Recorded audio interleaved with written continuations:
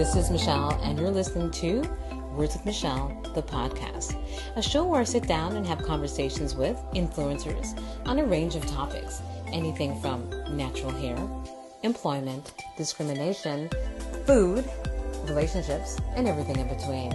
So sit back, relax, and enjoy. If you want to send me an email, hit me up at michelle@wordsmichelle.com.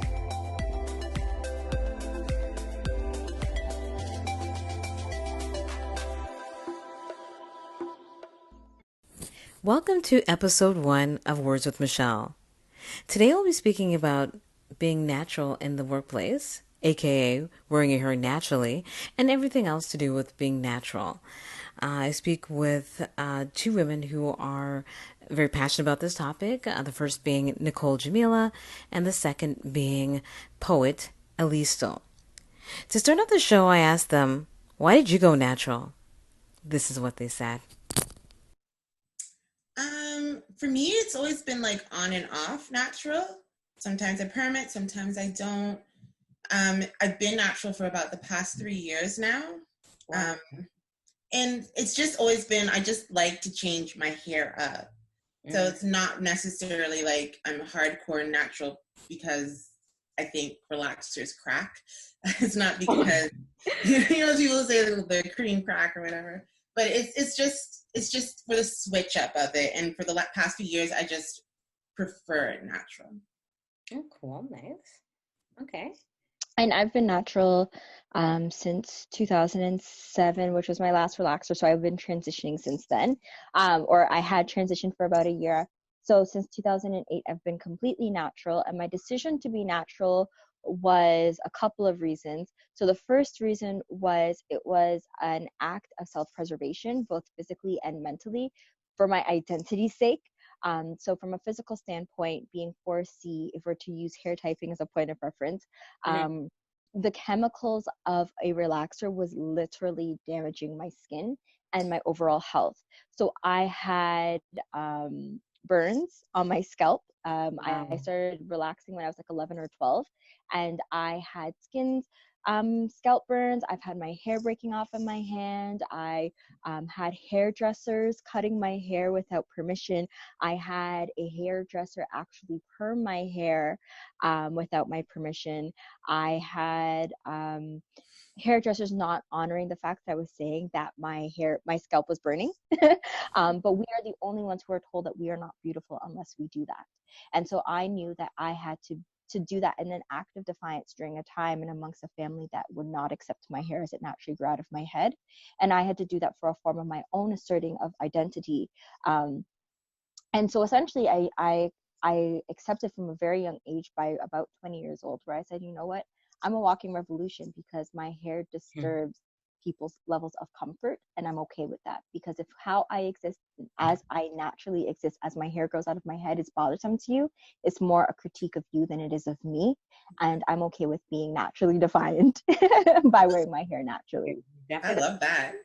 It was more powerful than just saying like it's just hair, blah blah blah, and it is, by all means it is, but as a Black woman, and especially with my personal story and the physical traumas that I had endured through the chemical burning of my body, it was just the most, no pun intended, natural next step to take in my journey. I kind of, I was like you too. Like, for me, I just started losing my hair. I was perming my hair and it just kept falling out. Like, I didn't really have burns per se, but it was more so my hairline was gone. Like, everything was gone. So I'm like, I did that for like months and months and months until I'm like, I gotta transition. I gotta do something else. So I just started braiding my hair. And when it came in so thick, so healthy. So I'm like, that's the route that I'm going to take. So then let's talk about, like, I guess you spoke about your family and how they had a reaction. How about Nicole? Like, how about when you went to work? How did people treat you guys? Like, do you feel like when you just became natural, how did your coworkers deal with that? Well, you know what? It's kind of the same reaction when I permed my hair, because I used to switch up my hair a lot. I was never really into weaves, but I'd always flip between either my hair would be relaxed and I'd have it in some, like I'd have a mohawk or something, or it'd be in braids down to my backside like one day. And I grew up, my mom was a hairstylist. So I grew up with I was really fortunate that I didn't have traumatic hair stories. And I didn't really get a lot of shame from at home. So I think I brought that to me when I went to work. That being said, my mother would always still caution me oh, well, you don't know because they might say it's not professional if it's not this or not that. So for me, I felt a lot of pressure to always have a hairdo. Mm-hmm. And then so with switching it to natural, I honestly have to say, because the first time that I went a long stretch with being natural was around that 2007 period as well. And I was getting it more so from Black women, and I was so shocked. Okay, hold on. Stop right there. I'm sorry. You were getting more static from Black women? Is that what you're saying? Not men, Black women. Yeah. And I was shocked. I couldn't believe it. It was oh, well, are you going to do that to your hair? Yes. Oh, it looks like this. It looks like that. Oh, you need a perm. And I was just what? I just like my hair. And then, 2 months later, you switch your hairdo, and who's now wearing braids and stuff because you weren't reprimanded for it. So I don't know. I think I carried, not that I've always felt it, but I've always carried myself with a certain type of confidence. Yes. I've never received a lot of backlash from my employers or anything. Maybe my nails might have gotten more than my hair, but my employers have usually been fairly embracing to it. Most of the time, my coworkers are. It could be a little annoying with oh my God, how'd your hair get so long every night? That thing is a little annoying. Yeah. But, I mean, for the most part, I think I've had a good reception to it, except that one little period, a decade or so ago. Alyestal, how about you? How about work situations? When I transitioned and I was fully natural, I still hadn't graduated from university. So I entered the workforce with a slightly different perspective in that I was always natural. I've been natural my entire corporate career.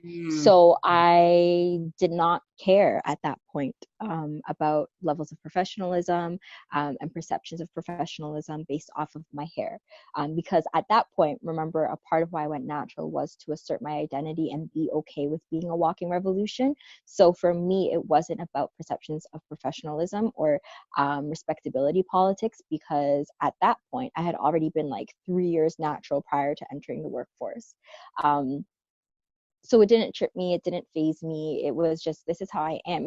It literally wasn't an afterthought. It wasn't until certain situations where other people may say, well, maybe you did so well in the interview, but the reason you didn't get hired is because you're Black, or because of, and when they said it's because you're Black, it's not because I am Black as much as it's because I am a certain kind of Black, because there's this perception of Blackness where there's the respectable Black, and then there's the blackety black. And so wow. Sometimes then define what you just said. Yeah, so the perception of blackety black is you're Pan-African, or you're quote unquote woke, or whatever phrase you want to look at, because 10, 15 years ago we were using different terminology, but yeah, it was just an understanding of your Blackness, and how you perform your Blackness determines what kind of Black person, quote unquote, you can't see me doing the air quotes, but yeah, quote unquote, what does Blackness mean, and how is it performed, and in that being said, while some people would say you sound really white, but your name isn't, and your hair isn't, so those are the types of obstacles you may face in the professional world. But for me, as a person, as an individual, my hair has been more of a conversation in the terms of, I didn't know your hair could do that. Can I touch it? Can I explore it? Can I learn more about it? And less of, that's not professional, that's not acceptable. And I think in part because I never let it be part of the conversation, in the sense of I never let it be part of my internal narrative, simply because I had walked into the professional world with my hair natural for at least 3 years at that point. Okay. So yeah, it was kind of a non-factor in the hiring process. And it was somewhat a non-factor in terms of even being employed. Ironically enough, the times that my hair was more of a deterrent in my work experience was when I was working retail when I was in university. And retail of all things, I was working fashion retail, and I was working at Tommy Hilfiger, haha. And my manager at the time, she is Sri Lankan, but she was adopted by a white family. And she told me that my hair was Tommy, but the rest of me wasn't Tommy. And Wow. so the conflicting messaging is one of those things of like, so is my fro Tommy enough, not Tommy enough? Is my blackness not Tommy enough, but my hair is? Like, there was a whole lot of layered questioning that came with that. But yeah, in my corporate professional experience, beyond my retail experience, my hair has never been an issue. And maybe so also too, my managers have sense enough to know not to bring it to me because at True. this That is true. I mean, I'm not the one to be played with when it comes to that. Yeah. I see that. I totally see that. For me, I went natural like a long time ago, like so like over 15 years ago. So I started off with permed hair, straightened hair in the workplace, and then I actually went natural. And it's funny, I got like different reactions. I think this is why this topic is really dear to my heart, because it's just I just kind of lived like this weird experience. When it was permed, I mean, people liked it. I went braids, certain people liked it, not everybody. And you're right. Even Black women, Nicole, you mentioned Black women had a little bit of issue with you, right? Like my hairdresser told me I'm not going to get a job. And that's something that has been in my head like forever. I mean, I don't believe it, but I remember getting my hair done and she's like, you know, you're not going to get a job, right? And I'm like, are you serious? You are a Black woman. How could you say this? You know? A Black woman with a job is telling you not going to get a job. Yes, It just doesn't make sense. Like, absolutely. aren't And I you? think even for myself, when I was in university, that was something that I had a professor say to me. She said, have you considered this? She says, I don't believe it, but has that crossed your mind that there's potential that you may not be employable based off of how your hair appears? And it was one of those things where she's like, I don't believe this. I would hire you, but it's not about me. It's about me being your professor, letting you know that may be an obstacle that you have to overcome, and not that you should change it. Just be aware that might be something, an additional barrier to your intersectionality that you may have to deal with as a challenge in your search for work. Also, Nicole, sorry, you were saying something. Do you remember? I think I lost my thought. It's okay. It's okay. I was agreeing, like, that's just crazy how a hairstylist with a job, whose job is to help you actually bring out your creativity, bring out your best feeling, is telling you that, well, you look great, boo, but you're not going to get a job looking. Yeah, it was. That to me is crazy. Well, the good thing about it is, like, I already knew that I was suffering from hair loss, so her saying that didn't change my mind, because I didn't want to go bald. Like, the thing is, I was, you're young and you're like, you want to start your career. I didn't want to, like, so I thought it's the only way I'm going to do it. Like, I mean, I didn't really have to listen to it too. I knew what I wanted to do. I totally knew what I wanted to do. But I guess one of the reasons why I did start want to talk about this is because I've had my experience with natural hair in the workplace has been interesting. There has been people who've said, why'd you do that? There's been, but then also what I've noticed in the past 4 years, there's like people who are not Black completely embracing my natural hair and will tell me, Michelle, I prefer your natural hair to your extensions. I get that all the time. So I'm like, is it shifting? Is it changing? Do we see a shift? Because we still have issues with, they have like a major issue with dreads for some reason. Like, you always hear in the States, this person lost their job because they're wearing dreadlocks. So I'm thinking, is it conflicting? Like, is it really changing? Like, would you say that it's more accepting, would you say? I always wonder that too, because I mean, like, for most of my whole adult life, I've lived in Southern Ontario, mostly Toronto. And if I wasn't in Toronto, I would say like in Montreal, like I was in a bigger city where I saw other Black people. I grew up in a small town, well, a smaller city, I should say. I grew up in Kingston, so mostly white people. Yeah. But, you're a kid, you're a teenager there, so people don't really think about your hair. You're just a kid. But like growing up and coming into age in a bigger city, I felt more accepting because, period, I just saw more people that looked like me. So my one of my best friends and my cousin, she lives in Ohio, and it's absolutely different. She still perms her hair, and she's still always like in awe, like how like everybody up here, their hair is natural. To her, every Black person up here, their hair is natural. Mm. And for her, she's an exception because yes, just she perms her hair, but she doesn't wear weaves and stuff like that. So it's an exception for her up there to not even be doing that part of the hair regime. Okay. So to her, it's like, wow, I don't know how you guys do it, and this person doesn't say this and that. And to me, I'm like, no, like it doesn't happen. But then I forget that no, that's a real reality for some people that they can't. And like my mother has dreadlocks, but and like her, she'll see my mother and like, oh, your hair looks beautiful, auntie, and whatever. But then at this in the same breath, almost like, oh no, that man has dreadlocks and he can't look like this and he can't do that for me in life and whatever, because they have that perception that dreadlocks are bad. And it's baffling to me. It's completely baffling to me. Do you guys remember when I think that wrestler, it was in the States, I can't remember how long ago, it was this year. Yeah, it was this year at the beginning of the year. It was a high school student. Yeah. Mm-hmm. That infuriated me. I'm like, how did someone tell you how you can wear your hair? It just I just don't understand how that actually happened. I think one of the things is a part of it is generational and a part of it is cultural. I think a part of it, like, it would never even cross a lot of people in younger generations to be like, oh, you're going to wear your hair natural? Of course. That's how it grows out of your head. Yeah. In part because their mothers have always been natural their entire lives. Mm-hmm. So there's a lot of people who are 30 plus, for instance. And if you know your mom, either she still has her hair permed or is wearing a weave or whatever it is, or she does have natural hair. She was always the odd one out. Unless it was like your entire family had locks or your entire family was natural or whatever it looked like. There's a few exceptions to those rules.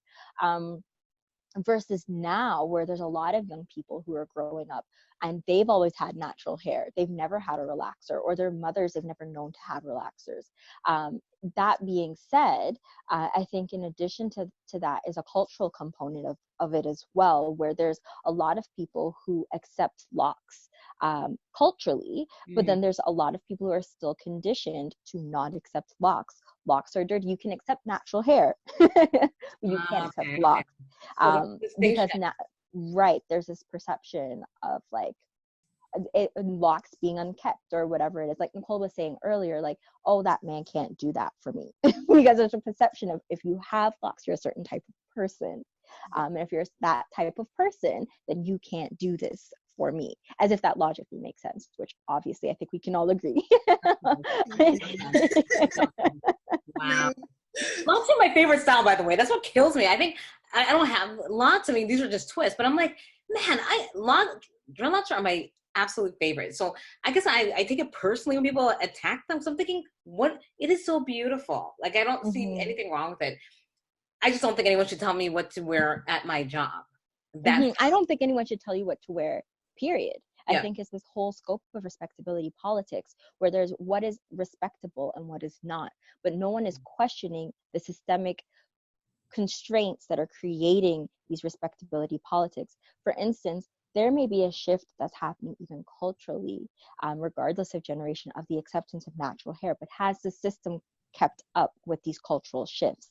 And generally speaking, systems don't evolve as quickly, bureaucracies don't evolve as quickly as our cultural mindsets will evolve. So if that's to be true, then naturally it would make sense that a referee would go into a high school space and tell a Black student that you are unable to wear your hair in this way because our bureaucracy does not allow that style to be deemed acceptable.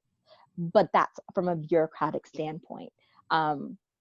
Meanwhile, cultural views have evolved enough to have this 16-year-old or however old he was wrestler wear his hair in locks as he deemed fit. So I think that's also something to look at as well, of understanding that there's a cultural evolution that accepts natural hair now that didn't exist even 10 years ago, let's be honest, because when I went natural, and I'm sure Nicole and Michelle, you can attest to this in part because we were on that bandwagon, quote unquote, long before the bandwagon started. You couldn't jump on YouTube because YouTube didn't exist. And if it did, the grainy videos of tutorials you were getting are nothing like they are now. And they Yeah. weren't going to tell you what to do with your hair because the products were barely available, and they're telling you to mash bananas and avocados and put it in your hair. What natural hair revolution has definitely taken on a different life. You're right. Like you're making me think of back in the day. Because back in the Mm-hmm. day, I would there was one person, and I ended up interviewing her for my blog. It was called "I Heart My Hair." Mm-hmm. So the thing is, from back in the day, like I found her on YouTube because I'm like, I don't know what to do with my hair. I never took care of my hair, to be quite honest. I always had it in extensions, and then I realized it wasn't. I think it was like maybe it was about 10 years ago, and I thought you gotta rock your hair. You gotta rock it. You have hair. You gotta learn how to twist it. You gotta learn how to braid it. You gotta learn how to moisturize. You gotta do all of that. And that's when I became more natural, I guess, because that's when I actually because I do love my hair. When I hear people say they don't love their hair, like Mm-hmm. little girls or even Mm-hmm. women, actually, there's a lot of Mm-hmm. women. I had someone who worked with me, and I remember her looking at my fro because I was rocking this twist out, and a little bit of a disgust. She didn't look too happy with it, like you know what I mean. So I like to see how we are somewhat evolving in that natural Mm-hmm. hair journey. There are more things out for us right now. So Mm-hmm. I mean, you can walk into Shoppers Drug Mart or Walmart and find products. That yeah, never happened before. It yeah, didn't matter what city you lived in, whether you lived in Kingston or Brampton or downtown Toronto, you could not walk into just any store and find a product that could potentially work for your hair. Now you can. You yeah, know what I mean? There was a time where there was the black section, yeah. but it was like two shelves. And really and truly, it was what, like Golden Pride or whatever it's Yeah. called. Pink fluster. Right? Blue Okay, did you guys try them Magic. all? Did you guys go through like hair fails? Like, did you kind of like, Oh yeah. Yes, I think you have to. I yeah, think you have to because it's to your point, Michelle, there was a lack of education that existed. And a part of it is because the tradition of hair maintenance and hair health was lost.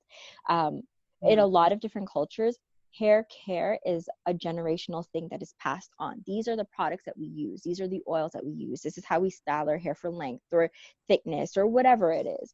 South Asian cultures are a perfect example of that. But due to our history as a diaspora, and not even going back 400 years, but just in general, due to imperialism, colonialism, we have lost our hair practices to fit under the systemic yeah, structures that of respectability politics of this is what makes you a respectable Black woman. And in turn, we've lost these practices. So our mothers were not even able to teach us some of these ways that are healthy to grow our hair, moisturize our hair, protect our hair, style our hair. So we weren't when we went natural, we were not equipped with the toolkit true, necessary to yeah, even take care of our own hair as it grew out of our head. Now it's a completely different thing, like we've already established, but we had to go through it all because yeah. we did not know what we were doing, and the only way you could learn was literally through trial and error. You Had no saying other way to do it. like you saying this, like it just, what I often think about is like I think about how, yeah, these were things that were almost lost, and like we are so fortunate that we are in a place where we're now like, no, we're reclaiming these things and that they will be passed on to the next generations, because it might be just hair, but it's It's such a, not. it's such Yeah, a our hair is small but so much huge more. part of who we are that it's, yeah. Yeah, our hair is so a part of our identity. I mean, like if we want to accept that or not, right? Like, I mean, I don't know. It's just like I guess people define us like it. And I think Alyestal, you were saying something about like it's so. Of course, our hair is tied to politics, right? Like they think if you're natural, they think of you as a certain type of person, a certain Mm-hmm. type of black. You know what I Mm-hmm. mean? Absolutely. You're more militant, I suppose. You Mm-hmm. know what I I've mean? been told that before. I've been told, oh, so you think you're like black because, oh, so all right, so between Martin Luther King and Malcolm X, I choose Malcolm X, but it doesn't mean that I'm blackety black. It just and I have natural hair. Now I'm extra black, and it's just like it's really wild to me that we still have these perceptions of what does blackness and performing blackness look like, Mm, and it is manifested in how we wear and how we choose to wear our hair. Because even There's plenty of women who have healthy heads of natural hair underneath their weaves, but because they're wearing weaves, we have this perception that it's self-hate of weaves. We, as the Black community, have made certain associations before people outside of our community can even make some of these associations for us, of what Blackness and the perception and performance of Blackness is, and based off of how we choose to wear our hair, without really understanding the complexities and the dualities and the intersectionalities that exist in our choices and how we reach these conclusions. Okay, I have a kind of controversial question. Not controversial. Well, do you guys think, both of you, think that, okay, women that don't, because you kind of touched on that, Alyestal, like women that wear weaves or wigs, do you think they are conforming? Because they're usually straight. The hair is usually straight, right? What do you think about that? I have to be honest, it depends on the quality of the weave. Yes! If that yes! if that weave or that wig looks like it's crooked on your head and that it's just not taken care of, then it just makes you wonder, like, what is it that you think you have underneath there looks worse than what you've got on top of here? Yes. But when you've got that, like, flowing Nicki Minaj bright pink hair going down to your ankles, I'm like, hey girl, get it, because it means, like, to me that's you expressing your personality, not hiding it. So, and even if you have the silky straight Malaysian whatever brand, I don't know because I've never worn weave before in your life, like if that's what you choose to wear, if the quality, to Nicole's point, I'm all about quality. If what is on your head top makes sense, then I'm for it. If what's on your head top does not make sense, I'm like, Nicole, I'm questioning what makes you think what is underneath your weave is so terrible that you have to wear whatever kind of thing you're wearing on your head top. I love the fact you both said that. That is so true, though. Like, I mean, like, because I kind of didn't think about it. I was kind of narrow-minded when I thought about weave. I thought, okay, you're just hiding whatever, but it's either you're just protecting, and then it goes with what you're saying, like the quality. Does it look good? Do you know what I mean? So I think there are some women who are wearing weaves, regardless of the quality, who may have certain hangups or issues that they're working through or that they walk with. Absolutely. But for us to make a blanket statement that all women who wear weave, regardless of quality, have a degree of self-hate is a very problematic statement, in the same way that we would believe that every Black woman with natural hair is highly militant, is a problematic statement. So I think that we really have to understand the complexities of it. But on a personal level, just as a woman to woman, please, if the same way we want natural hair to look good, however we perceive that, when women leave their house, say, well, I want your weave to look good. Please do not have a bird's nest matted in the back.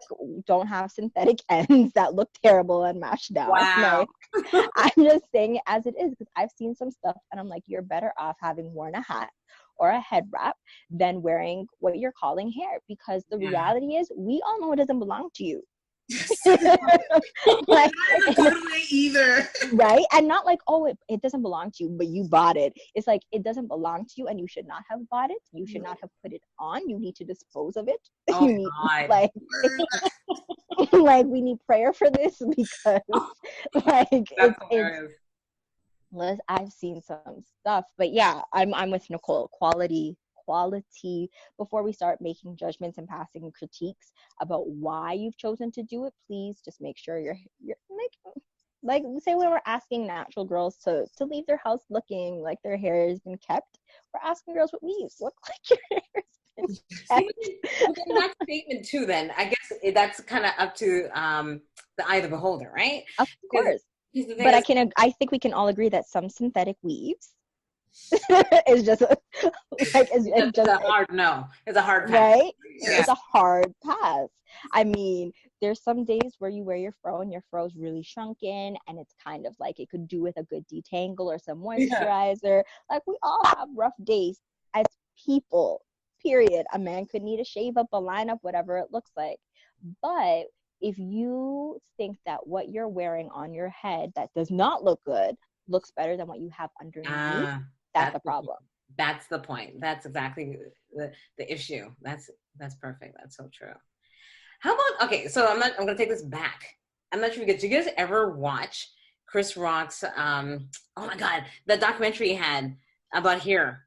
Good I hair? watched a bit of it a few years ago when it first came out. I watched bits and pieces of it, but Yeah. I'll be honest, it was hard for me to own some of those parts. Like, so sometimes I do like to put, well, when my hair was straight, I used to like to put tracks in and stuff. Mm-hmm. And it was hard for me to watch these women who have to grow their hair out for us. And then sometimes it's hard for me to think about the environmental impact that my Kinecolon hair is making when I take it in and take it out. So I'll admit it's hard for me to look at myself in the mirror sometimes. Okay. I didn't watch it. I had no desire to watch it. I had no interest in watching it. I did not think that it was going to be beneficial for me as an individual. So I opted not to watch it. I don't even think I watched pieces of it. But you, okay, because the thing is, the reason why I mentioned it is because when that movie came out, for the life of me, I cannot even remember the name of it. Good hair? Good Hair. And think about the title alone, eh? It's Mm-hmm. so That was the thing. yeah. There was a lot of problems in it for me as a Black woman, especially being newly natural and knowing the barriers and obstacles that I was facing because my hair is not deemed good hair. It was a problem for me. There was a lot of problems, and it's not about if it was Chris Rock or if it wasn't Chris Rock or any of those kinds of things that people had issues with. It was, I don't have what is deemed societally as good hair, no matter how healthy it is, no matter how dense it is, no matter how short or long it is, because it's not about length. No matter how healthy it is, it will never be deemed good. So, and I know it might have been a play on words, blah, blah, but it was a personal decision that I made when it first came out that I wasn't going to watch it. I had no desire to watch it. And I feel like any of the knowledge that may have been shared there, I could acquire it from somewhere else. And I haven't watched it to know if I did, but I've done quite a bit of research in my time, especially of being natural, to feel like, yeah, I can confidently say I didn't need to watch it to gain my knowledge on the Black hair industry from a societal or economic or historical viewpoint, because I just found that knowledge elsewhere. I did watch it actually, and I had such mixed feelings about it. I watched it because I was natural at the time. I mean, I just was, going through the natural process, and you kind of feel like, oh my God, I want to watch a movie that kind of reflects me. But to be quite honest, the movie didn't. It had some points and some lowlights because he said certain things that were really like untrue for me. I just remember one line, and it always sticks out in my head. And someone said, "Why do women perm their hair?" And then he says, because they hate their hair. I'm like, how could you say this? How could you say this on camera? So that's something that kind of like, I mean, I didn't use this as the Bible, like his movie. It was just something to watch, right? But it didn't, I mean, I remember seeing little girls, like 2 and 3, getting their hair permed. And it was kind of disturbing. I thought, why is that being done? Like, why would someone feel that you can put chemicals in a little girl's head? Do you know what I mean? That part bothered me. I just found it like, that wasn't really my reality. I mean, my mom used to braid my hair, I had cornrows, you know what I mean, when you're a kid. So it just kind of freaked me out that there was a little bit of self-hate, right? That you had to straighten a little, like I'm talking about toddler, right? It's, I mean, I'm not even talking about a 7-year-old, I'm talking about someone younger, right? And you shouldn't be 7 and perping your hair anyways, but that was, when that movie came out, it's kind of an old movie now, but it kind of did start with that natural hair movement. It did kind of part of it. It may have not been the best representation, because I don't think it was, but it had a lot of conversations, right? It really started a lot of conversations. So I can enjoy it for that, but there's just certain things about that movie that I'm like, that's not true about me. I mean, maybe I did, and I will say that when I was younger, maybe I didn't like my hair, because it wasn't easy to do. Do you know what I mean? It wasn't easy to manage. So I mean, I liked other hair. I'm not even gonna lie. But I mean, I'm an adult now. That's so not me. I love kinky hair. I love natural hair. I love seeing people rock their hair. It's beautiful to me. You know what I mean? So I don't know. I think for me, I have a slightly different upbringing story in terms of my attachment and relationship to my hair, in the sense of other people told me not to like it, but I always had this secret love for it. And I remember when I went fully natural, I was like, but it's not as hard to manage as everyone made it seem. No, it's not.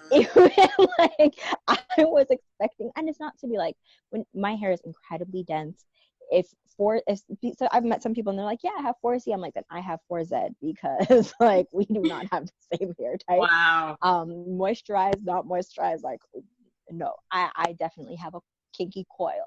And so yeah, I remember being, once I was like 19 and I was fully natural, just being very surprised by all of the running commentary that had existed about my hair up until that point, about it being challenging and about it being difficult and about it being unmanageable. And and even now, in all of my natural experience, have never come across that. I think every person has challenges with their hair, regardless of race, because we all have bad hair days. We all have days where we just want to throw our hair up and just be done with it. We've all contemplated doing a big chop. Like, we just can't stand our hair anymore. But it was never about my hair being bad by my own personal perceptions. And I don't know how, but by literally the grace of Jesus, that I did not internalize those stories that other people had about my hair. I grew up in a family of mixed heritage, and their hair types are very different than mine. And so with my mom being biracial, for instance, it was kind of like, hands up, what do I do? Like, I'm not equipped with the knowledge necessary on how to ensure that my child's hair is the healthiest it can be. And she did everything, I think, to make it healthy, because my hair was incredibly healthy with the braiding and the moisturizing and the washing routines that we had. But yeah, it was just one of those things of this perception of what made hair good and this perception of what made hair easy, that was projected on me as my hair not being those things. And somehow I was like, okay, that's one person's opinion. But my hair literally defies gravity. So there's that. That's so true. Right. And in turn, even when I was newly natural, there was a lot of like working in retail, working in Tommy Hilfiger, going back to Tommy, where there were Black women who would inadvertently, or maybe very intentionally, have conversations with their young children, their young daughters around me, being 5 and 6, and them telling their daughters about me in front of me in earshot, saying, look at her hair, isn't it beautiful? Isn't it just like yours? And making those associations so that they could see that there's someone else who has beautiful hair that's just like yours. So if you think her hair is beautiful, why don't you think your hair is beautiful? I thought that was going the opposite way. I was like, oh no, no. No, but that's the thing. I think it's a testament to the cultural evolution that's happening, and that has been happening over the course of the past 10 years, in particular this entire decade, where there is a shift that's happening. Because a lot of these moms, if you looked at them, they look like they just got a big chop done, or they were in the process of just growing out their hair, and they really wanted to encourage their daughters to accept their natural hair. Growing up, I was one of few Black people in my school. I was the only Black girl in my grade for years. So I didn't have the experience of looking around and seeing girls who had hair like mine. But for some reason that didn't affect me in that sense. But that being said, there's a lot of girls who have similar upbringings right now. So their moms were using me as like a touch point of, you think her hair is beautiful, your hair is beautiful too. Yeah, that's nice. Yeah. And even from when I was like, I don't know if I ever really hated my hair or anything like that. For as long as I remember, I've always just wanted different hair, just like in general. I always wanted it big and curly one day, or I wanted no hair, I wanted it long. Like, I remember those being my fantasies as a little kid. Yeah. I've just Your mom was also a hairstylist, so that might have been Exactly. That might have been part of it. That's a huge point. That might have been part of it, but like when I got older and I started really recognizing that some of my friends, like say girlfriends who were white that had mixed children, and they're trying to deal with their daughter's hair, and they don't want to put relaxer in their daughter's hair. Good. And they want their children to, like, you know, really love their hair. It really made me think, like, me walking on as a Black woman, like, how I wear my hair does affect other people, especially younger people. And then I have a son, and when I was young, like, I mean, I'd love him to grow up and think all women are beautiful, but I didn't want him growing up thinking Black women were only beautiful if they had perms or if they only had straight hair and if they looked like this. I wanted him to know that a Black woman looking like a Black woman on her best day and her worst day is just as beautiful as you know, the societal norm of what a woman's supposed to look like. So it, to me, it's like I didn't really start thinking about how my own hair, how I walked around in my hair was going to affect others until I really started taking in like the younger generations around me. That's so good. I love that story. Thank you for sharing that. And how you are equipping your son to be a young man who not just respects women, but can appreciate the beauty of all women, especially as a young Black man. Yeah. Teaching him that is so necessary, not just powerful, but necessary. So thank you for Yeah. sharing that. And thank you for doing that. Well, thank you. Oh. Yeah, actually, to that point too. Like I have a nephew. He's like 8 years old, and when he sees me, he sees Michelle Auntie with like extensions. But I also let him see my hair natural. Like even when I'm taking it out, I want him to see it. I want him to appreciate it. I don't want him to think this is what my hair looks like because my hair does not grow out red. You know what I mean? So I kind of like I want you to know I'm a Black woman. I want you to I want you to know what my hair actually looks like, not just this. Yeah, Like you said, Nicole, like you both said, it's important, not yeah. just what you see on TV, because, oh my God, this is another topic, but what we see on TV not necessarily reflects me. Like Not everyone's gonna be rolling out with the Tracy Ellis Ross fro. Like that's just a reality. oh my God, Like you know what I your mean? goals, Like, I'm not gonna lie, but I know I can't attain but that. but the thing with it is she really goals? She's biracial. At the end of the day, Yeah, I'm not. You know what I mean? yeah. My I mean, hair is it's beautiful. I'm never not gonna lie, your hair going is to. beautiful. Sorry. Oh, of course. No, her hair is gorgeous, but her hair is gorgeous for Tracy Ellis Ross, and Yeah. my hair is gorgeous for Alyestal. Because at the end of the day, I'm not biracial. It doesn't matter what my heritage looks like. My It's hair will true. never look like hers. And I think that there's a lot of women who go natural. And I've had this conversation, but there's a lot of women who have gone natural Mm-hmm. and they were disappointed by what their natural hair Mm-hmm. turned out to grow like because they thought Tracy Ellis Ross, because we were not seeing enough 4C froze, for instance, Yep. and that we believed that when we had our natural hair, it was going to be Tracy Ellis Ross. And there's nothing wrong with that. If your hair grows like that, that's beautiful. But if your hair doesn't grow like that, it's also beautiful. We just didn't see that to be true. But you know what's funny about that? People actually expect that too. Like even if we expect it, like or not myself, but I mean like someone Mhm. may personally expect that. I think other people too. They're like, oh yeah, well, take out your extensions, then your hair will look like this. They have like this fantasy of what your hair looks like. I'm like, I know what my hair looks like. It ain't Mhm. that. No, Mhm. it's so But not it's lack of education. I think it's just a well-rounded lack of education and just lack of exposure.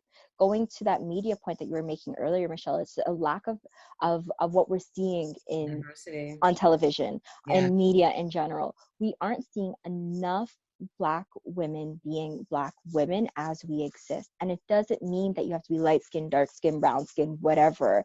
It just means we are a diverse people. We need a diverse representation. We're not all going to be Cindy Copelands and we're not all going to be Tracy Ellis Rosses. Like, you know what I mean?